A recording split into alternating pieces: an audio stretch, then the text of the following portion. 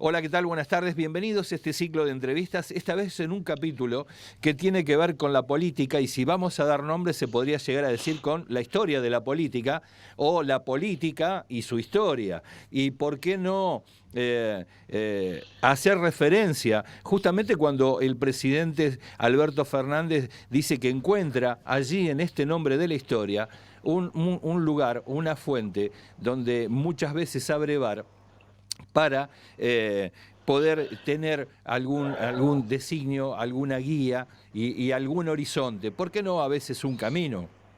Por mucho o por poco, no deja de ser interesante los aportes que muchas veces quienes tenemos que abordar estos temas vinculados con la política, sabemos de la significación que esas palabras tienen cuando se le dice a todos los argentinos. Así que en este sentido le queremos dar la bienvenida al doctor Ricardo Alfonsín. ¿Cómo le va a usted, doctor? ¿Cómo le va, Aldo? ¿Qué dice? Encantado de saludarlo. Bien, igualmente nosotros y agradecerle su tiempo. Sabemos que son tiempos álgidos, al menos para usted. Hay que esperar que se apruebe su pliego para que vaya a España, ¿no? Sí, claro, porque el Congreso suspendió sus actividades. No las suspendió el Ejecutivo, Sí, sí. como decían en esa marcha por la democracia o como daban a entender. Las suspendieron de común acuerdo a las fuerzas que tienen representación en el Congreso, es decir, también la oposición, por razones obvias, ¿no? Sí. Hicieron bien, porque no podían poner en riesgo la salud de los trabajadores del Congreso. Sí, claro. Es más, también hay que decir, incluso para evitar la confusión, valga la aclaración que usted hace, de que hay reuniones de comisiones, hay bicamerales que se han reunido durante este tiempo y hasta incluso hubo sesiones virtuales o vía remota. No es que el Congreso esté completamente parado.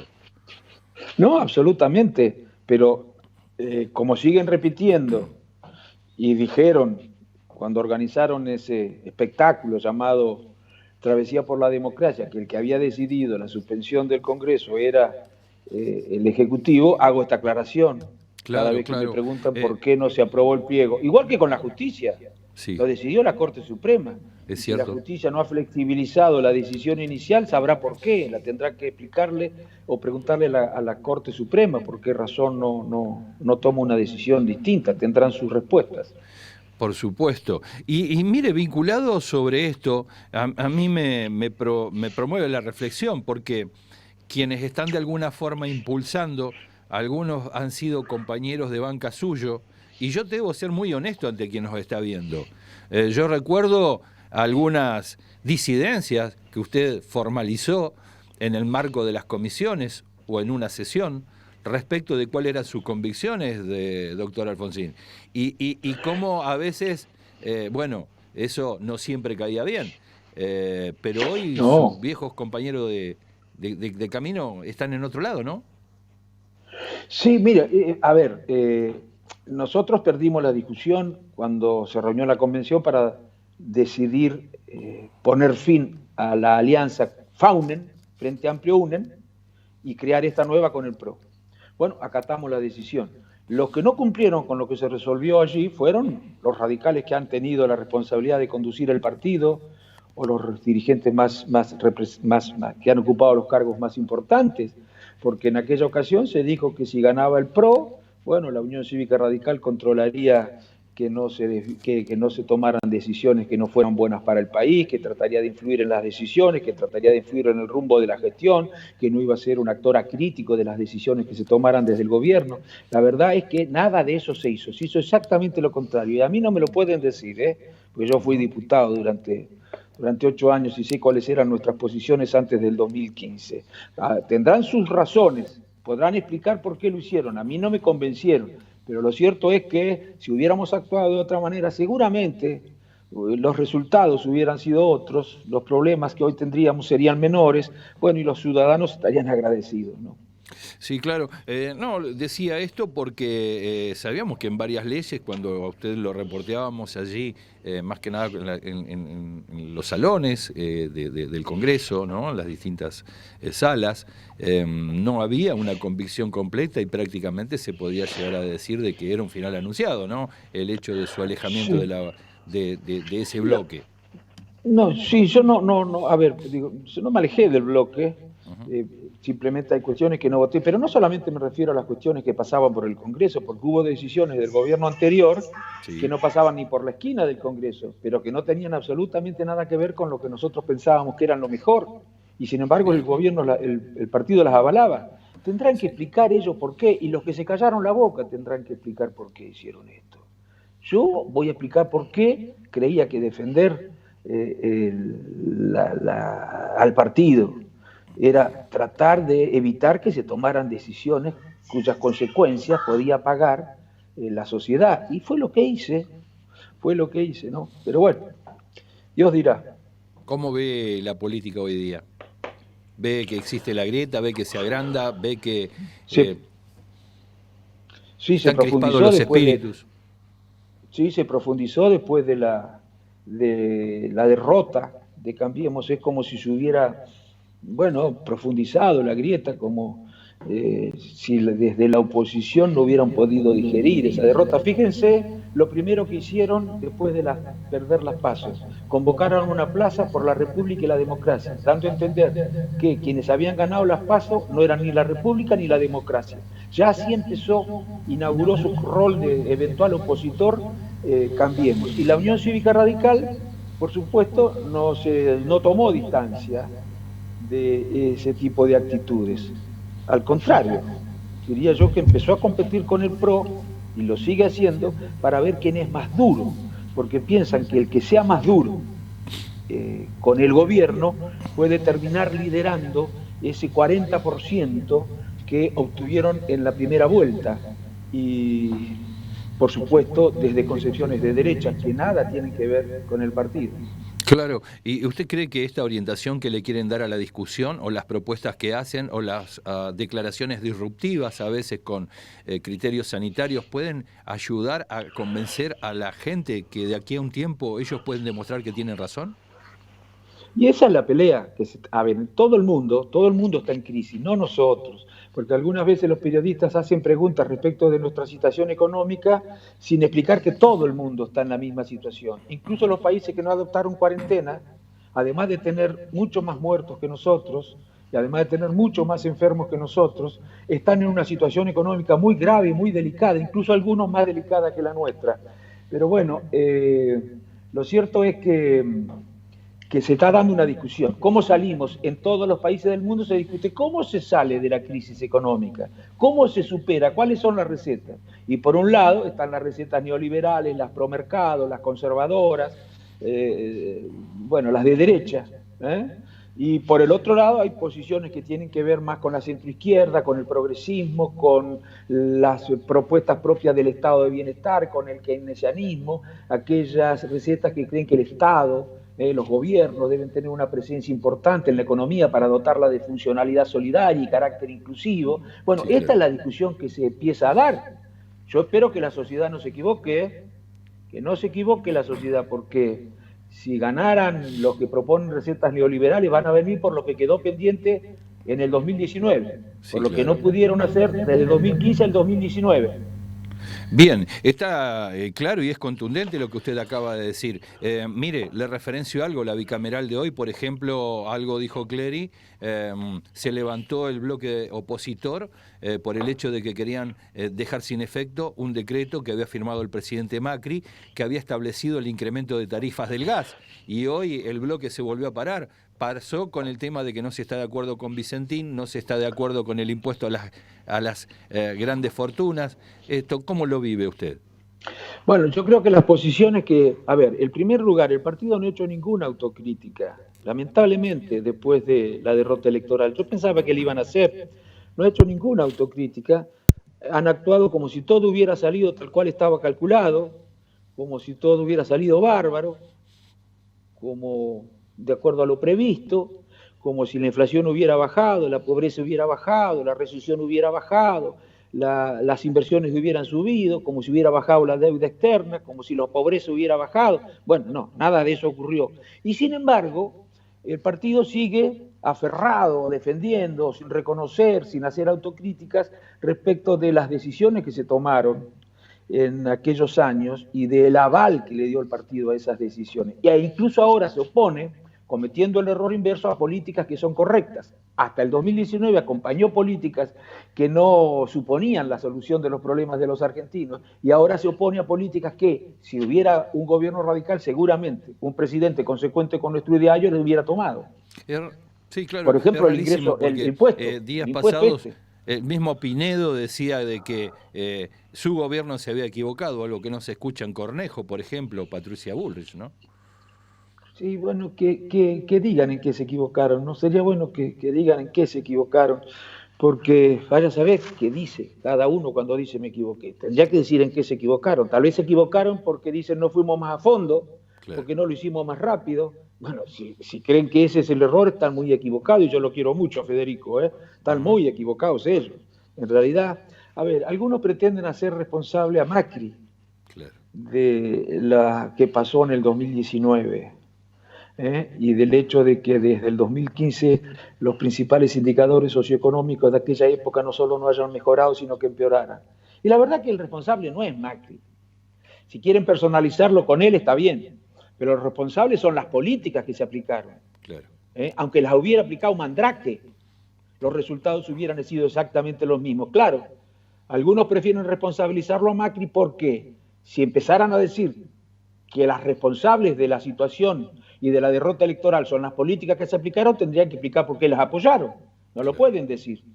Entonces, o no lo quieren decir. Claro. Bueno, entonces tenemos que trabajar mucho los radicales, salvo que tengamos miedo, para decir que el partido ha estado acompañando decisiones que nada tienen que ver con nuestra historia, con nuestra razón de ser. Claro.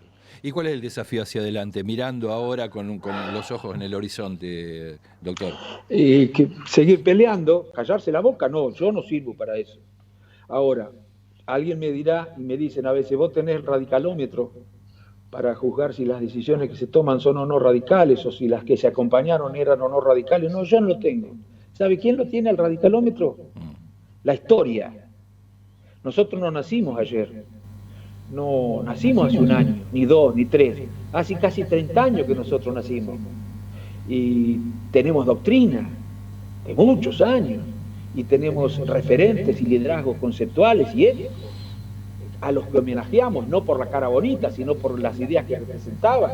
Es la historia la que tiene el radicalómetro. El que no conoce la historia del partido, que ha sufrido desviaciones, podrá decir que, bueno, no hubo desviaciones en estos años. Pero eso es un problema de él. Porque la verdad que lo que hemos hecho y seguimos haciendo, y no solo el presidente del partido, no solo el presidente del partido. Yo digo que cada vez que se toma una decisión equivocada, aquel radical que pudiendo comunicarse no dice nada respecto a esa decisión, también se está haciendo responsable de que el partido acompañe o tome decisiones o asuma posiciones que son exactamente las opuestas a las que Alfonsín, Ilia, esos a los que tantos homenajean, Levenson, Larralde y Irigoyen, hubieran tomado. ¿Qué le gusta del gobierno, Ricardo? ¿Cómo, perdón? ¿Qué le gusta del gobierno? Después le voy a preguntar qué no le gusta, claro. Sí, pero... sí. Bueno, yo le digo, en la campaña lo dije. Sí. Yo decía en la campaña que la plataforma, los programas, la filosofía en las que se inspiraban esos programas y en las que el presidente decía que se inspiraría la gestión, era mucho más radical la del Frente de Todos que la de Cambiemos, que la que proponía Macri. Macri decía más de lo mismo, pero más rápido. O sea, proponía más de lo que se hizo desde el 2015 al 2019, pero más rápido. Y hacia adelante, a juzgar por la falta de autocrítica, los radicales y el PRO proponen hacer exactamente lo mismo.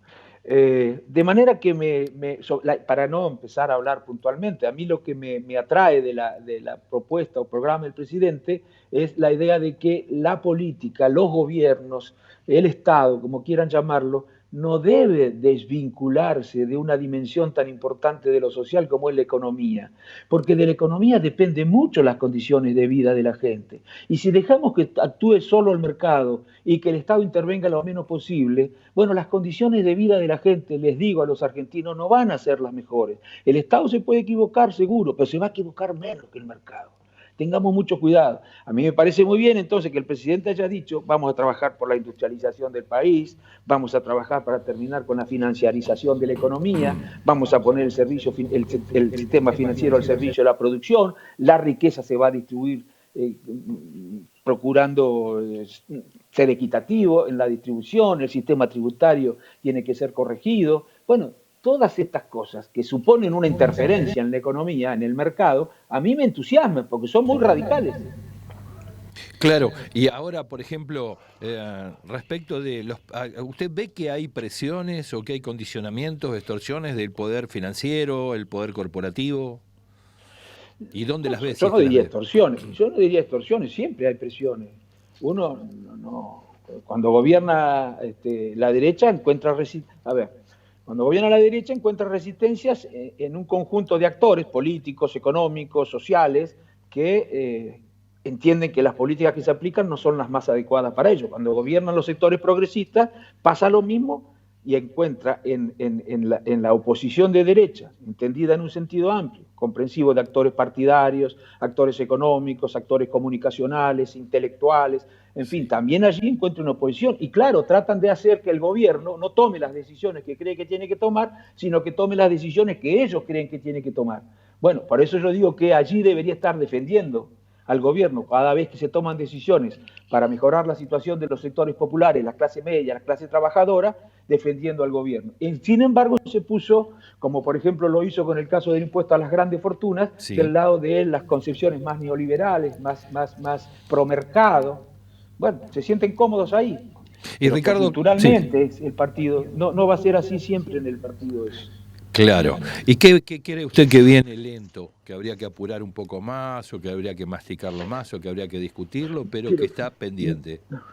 Mire, yo nunca pensé que a los 7 meses la situación económica iba a registrar muchas mejorías, porque haber dicho que la situación es muy delicada y muy grave el 10 de diciembre del 2019 y al mismo tiempo haber afirmado que ya en julio se iban a notar mejorías, hubiera supuesto una contradicción. Porque si ya en 7 meses se podían lograr mejorías importantes, bueno, eso quiere decir que no era la situación tan grave. Ahora, sí se podrían haber tomado decisiones que hubieran modificado las expectativas de la sociedad. ¿Pero qué pasó? Nada, no nos pasó nada, cayó una bomba nada más. La pandemia, que ha generado situaciones muy, muy complejas en todo el mundo, cualquiera sea la estrategia que hayan adoptado los países en términos de sanitarios, tienen situaciones económicas muy, muy difíciles, de manera que durante estos meses no se pudieron hacer cosas que se pensaban hacer, han sido puestas en suspenso y tenemos que tratar de superar esta pandemia con los menores costos en vida posible para ver después cómo arrancamos desde el punto de vista económico. De todas maneras, medidas paliativas se han estado tomando. ¿El Consejo Económico Social lo ve cerquita o lo ve lejos? Sí, por supuesto. ¿O aconseja que es una propuesta, ya empiecen a hablar? No, yo cuanto antes se pueda, bueno, eso requiere una discusión en el Parlamento, pero cuanto antes se pueda, mejor. Tampoco lo idealizo, Claro. Tampoco creo que, está el Consejo y resolvemos los problemas. En la mayoría de los países de Europa hay consejos. Claro, sí, que allí existen instancias supranacionales que regulan el funcionamiento o ordenan la economía de cada uno de los países, ¿no? Pero ahí hay consejos económicos y sociales y no han sido un milagro, pero es una herramienta importante para permitir acuerdos y para permitir políticas de Estado y para permitir que aparezcan iniciativas no solamente en el oficialismo, ¿no? Sí, y el presidente se comprometió a presentar un proyecto de ley, pero bueno, no ha podido funcionar como hubiera, a pesar de que ha funcionado más que en el 2019 el Congreso hasta ahora, más sesiones y más comisiones que en el 19. Sí, más comisiones. No ha podido funcionar. A ver, alguien podrá decir que yo digo esto porque he sido propuesto como embajador en España. Si a mí me interesaran los cargos en el 2017, cuando se venció mi mandato, yo no ingresé por Cambiemos, no sé si les dije. Sí, nos dijo. No. Bueno. Y lo sabemos. En el 2017 me ofrecieron renovar el mandato y dije que no. Y como dije que no, me ofrecieron una embajada y dije que no. Y en el 2019 me ofrecieron ser candidato en la capital federal y dije que no. Claro. Porque, en fin, no me interesa ocupar un cargo para defender cualquier idea. Y como no tenía ningún elemento de juicio como para suponer que el partido iba a cambiar de posición frente a las políticas que proponía el PRO en la campaña, dije que no en las dos ocasiones. Claro. Bueno, desde ya gracias por su tiempo, pero no lo quiero despedir sin que nos refiera una reflexión. ¿Qué reflexión y qué mensaje puede dar a quien lo está viendo, doctor? Mire, yo les digo a la sociedad que no se equivoque. Cuidado, porque acá se está dando esa discusión a la que aludía antes, si la Sí. salida es por derecha o la salida es progresista, porque si gana la salida por derecha, van a venir a cumplir con la tarea que quedó pendiente en el 2019. ¿Cuál tarea? Reforma laboral de corte neoliberal. A los que les gusta que voten eso. Van a venir por una privatización de las jubilaciones. A los que les gusta eso, que lo voten a eso. Van a venir por una apertura de la economía de manera indiscriminada, protegiendo a la industria y al trabajo nacional. Van a venir por arancelamiento de las universidades, o por el cierre, o por la privatización, sobre todo las que se crearon en el Gran Buenos Aires, que fueron tan duramente criticadas. Van a venir en contra de políticas que intenten industrializar el país, porque apuestan a una economía primarizada. Bueno, van a venir a privatizar sectores que todavía pueden estar, actividades o activos que todavía pueden estar en el Estado. Va a venir un gobierno liberal que es muy respetable la ideología. Lo que no pasa, lo que para mí no es, tiene dos cosas esa ideología. Primero, que no es radical. Y no es radical porque nosotros creemos que eso no resuelve el problema de los sectores populares.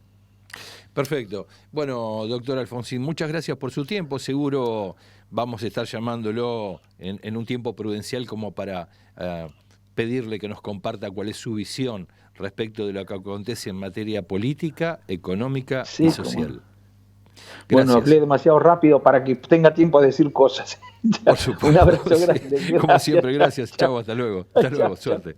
Bueno, escuchábamos al doctor Ricardo Alfonsín.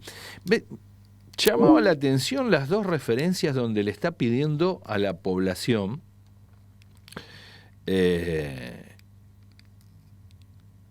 tenga cuidado.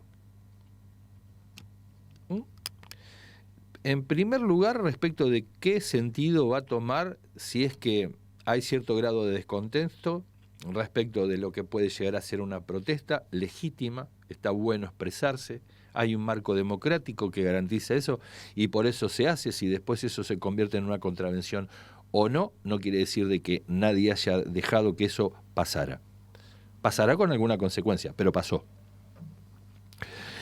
Y por el otro lado es por qué esta referencia en tan poco tiempo, a 7 meses de la presidencia y la gestión de Alberto Fernández y Cristina Fernández de Kirchner, al frente de un gobierno que está tratando de dar soluciones a una pandemia, pero que a 1 año y medio de hoy, del día de la fecha, va a haber elecciones. Elecciones que se denominan de medio término y en las cuales, dado que el periodo presidencial es de 4 años, todos infieren, dicen, comentan, sostienen y fundamentan de que son decisivas para aquellos que quieren empezar a mirar el sillón de Rivadavia. Es decir, la carrera presidencial, sea para desafiar a quien está frente a la titularidad del Ejecutivo, o sea para afianzarse en su presidencia y querer, de alguna manera, ir en búsqueda de un nuevo periodo. La segunda referencia que nos da Alfonsín es cuidado con lo que se va a elegir. Llama al pueblo de la República Argentina a tener cuidado acerca de lo que se va a elegir, porque se corre el riesgo, según dice Ricardo Alfonsín, de que se vuelva a las instancias de, para sintetizar, menos salud, menos educación, menos trabajo, menos ingreso, más hambre, menos salud, y así se puede seguir enumerando la cantidad de temas. Y lo otro que es llamativo, pero que también es notablemente cierto, es de que cuando se tiene ese programa y se está aplicando, ya no importa quién es y cómo se llame la persona. ¿Por qué? Porque hay hechos de la historia, y de aquí el llamado de Alfonsín, que de alguna manera nos indican de que no tener memoria no es beneficioso, no es bueno, produce dolor, produce necesidades y además produce muchas otras cosas que usted las conoce. Deja de alguna forma, digamos, pensando donde habla de plataformas, cuál era la del PRO, por qué se peleó, qué era lo que significaba la plataforma del Frente de Todos. Y algo que como aporte también es sustancial. No creo que haya muchas asignaturas pendientes cuando solo se gobernó 3 meses, como decía Yasky, y 3 meses de pandemia, en donde los efectos y los resultados de la pandemia llama esto a mirar, incluso hasta colegas, de que lo que está pasando en el resto del mundo. Y llama también a los argentinos, a aquellos que no pueden comparar, porque este es el problema que siempre tenemos. Usted no puede comparar qué es lo que pasa si tiene algo a que no lo tiene, y después dice, viste que no pasó nada, y claro, no pasó nada, no lo puedes verificar, que se siente tan enfermo de coronavirus. Mejor te aconsejo que no lo busques. Pero bueno, son todas estas tildes, si querés, grajeas, que aportan un momento en donde la discusión política está álgida, en donde da la sensación de que se va a seguir profundizando esa diferencia por lo que pasó esta mañana, lo que le refería a esta comisión, la oposición, el PRO, Juntos por el Cambio, el interbloque Juntos por el Cambio, con sus aliados, digamos, en el Parlamento y en una comisión bicameral, se ofende porque quieren derogar un decreto. El oficialismo quiere derogar un decreto que a usted le cobra una tarifa de gas no acorde a lo que corresponde, ese servicio y lo que usted debe pagar. Y la oposición se ofende. Pero bueno, es lo que está pasando. Y esto era lo que hablábamos con el doctor Ricardo Alfonsín. Algunas reflexiones, algunas grajeas que quería compartir. Y bueno, te decimos que vamos a seguir con el ciclo de entrevistas, seguramente en otro capítulo donde van a estar los protagonistas aportándonos su análisis, nos van a aportar información seguramente, y nos vamos a encontrar, como te contaba, aquí en el canal del diario digital Conclusión, Sebastián Moreno, Aldo Batizaco, con vos, para poder desarrollar aquellos temas que son de tu interés. Chau, hasta luego.